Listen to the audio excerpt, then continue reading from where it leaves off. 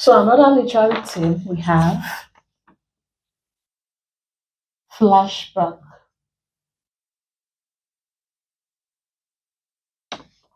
Flashback is simply a transition in a story to an earlier or previous time. Let's put it down.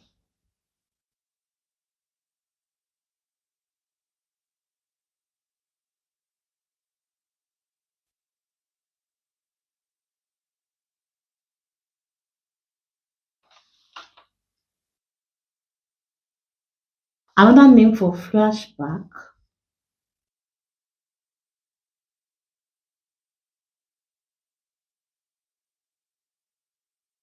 is analepsis.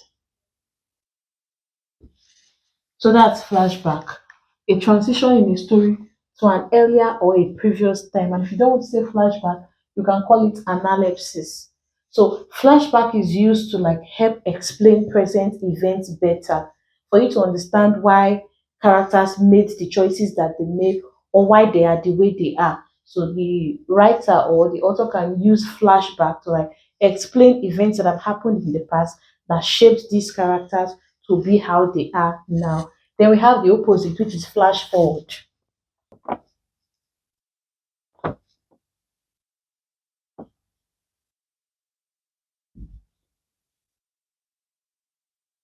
Flash forward, also called prolepsis, is when the narrative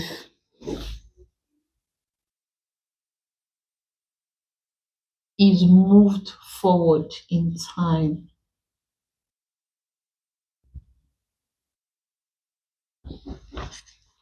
So while we have flashback or analysis, the story is moved backwards in time, or you move it to an earlier or a previous time. For flash forward, you move it forward. So it gives the audience or the readers a brief insight into future events that will still happen. So it is used to build anticipation or interest, suspense, as readers will now be like, okay, let's see how this outcome came to be. So from flash forward, you already know what will happen, but now you're interested. You want to know like how did it come to be. So flash forward is the opposite of flashback. And why flash forward is also called prolepsis, flashback is analepsis. This is move forward in time. This is move to an earlier time. Another one we have foreshadowing.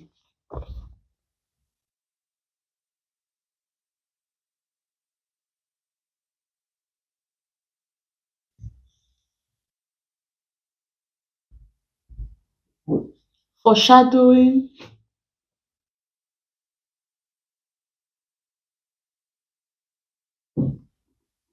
gives hints.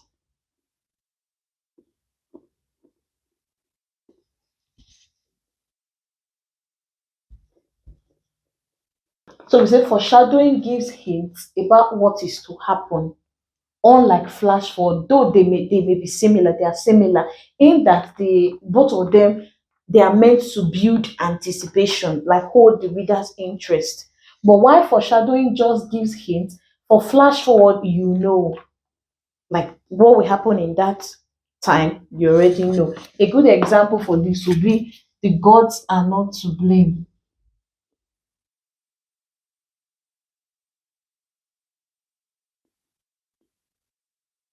by Olarotimi.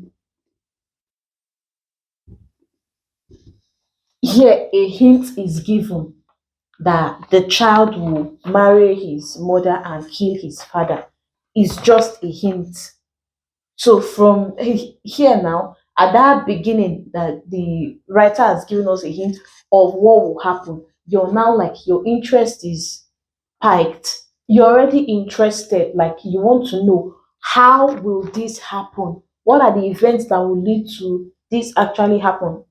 To this actually happening, that's foreshadowing, just giving a hint. And here it was given with a prophecy, not like the events were explained or anything. It was just given with the prophecy that, okay, if you let this child live, this is what will happen. and then you are now like, okay, let me see, did they let the child leave? And if the child leave, did they actually like that, like that? Anticipation has been built. That's foreshadowing, different from flash forward. Then we also have dramatic irony.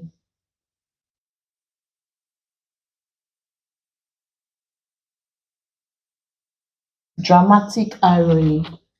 In dramatic irony, the audience or the readers know something that the characters do not.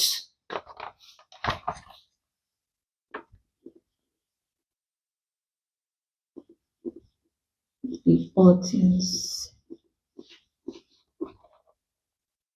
knows something.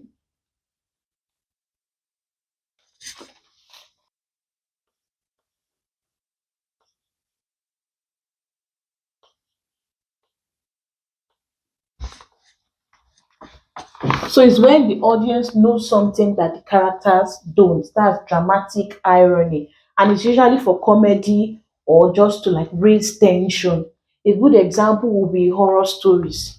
You already know whether it's in form of a movie or you're reading the book, you already know like the outcome of what will happen. These people will like, maybe if it's that of a haunted house or whatever storylines that horror stories use. So even before like the characters get into the house and all that, you already know that okay, this house is haunted. So you're already like anticipating their various reactions to the scary whatever that they will encounter. So dramatic irony is when the audience knows something that the characters don't, and it's used to infuse comedy. It is used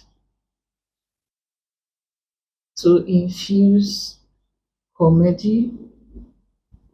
A good example would be, let's take for example the movie Titanic. Before watching that movie, many of us already knew that the ship sank. We already heard the story of Titanic and what happened before it was recreated in a movie. So prior to watching that movie, you already know that the ship sank. But the characters in the movie are going to act like they didn't know this is what will happen to the ship. So most of the comments they'll be making will be funny to the audience watching it because you know that okay, fine, keep dreaming, this is what will happen and all that. So next literary term we have suspense.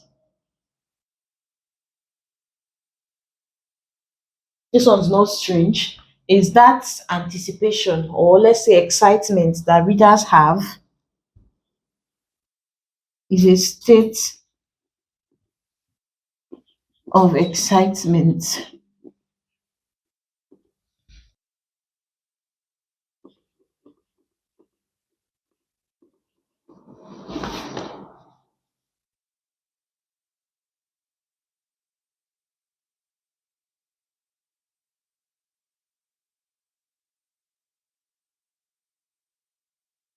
Suspense is a state of excitement or uncertainty regarding a specific outcome. That feeling of what's going to happen next, like you literally need to know.